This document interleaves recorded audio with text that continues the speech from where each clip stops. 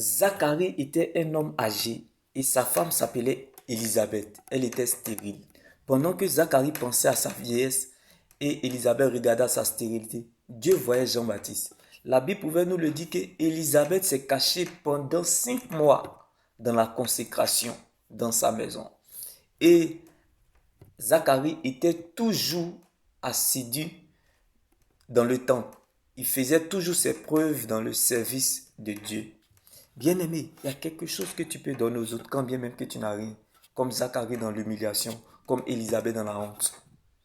Certainement, elle te donnera accès à ta liberté. Car les fruits que nous recherchons pour notre liberté dépendent de notre relation avec Dieu. Comme Zacharie qui faisait ses preuves dans le temple malgré l'humiliation. Comme Élisabeth qui s'est consacrée en se cachant pendant 5 mois.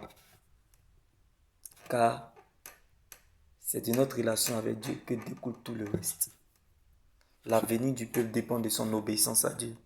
L'avenir d'une église dépend de son intercession. Il vaut mieux grandir en secret avec Dieu que devant la foule. Car les moments les plus précieux de notre existence, c'est lorsqu'on est seul avec Dieu. La foi doit être éprouvée avant d'être approuvée.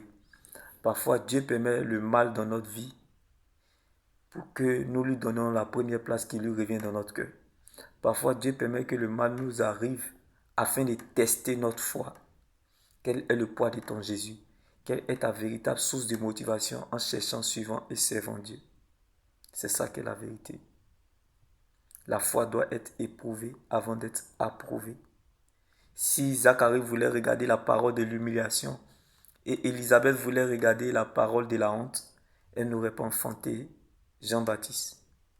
Alors ne regarde pas à la parole de la réalité. Car la réalité n'est pas la vérité, mais la vérité est la réalité qui est la parole de Dieu. Reste focalisé sur elle. Attache-toi à elle. Ce n'est plus ton combat, car Christ a été ressuscité pour toi. Il y a encore de l'espoir tant que Jésus-Christ vit pour toi. Dieu m'est béni. Shalom. Car le Dieu que nous servons n'a jamais perdu un combat là où son nom a été mis en cause.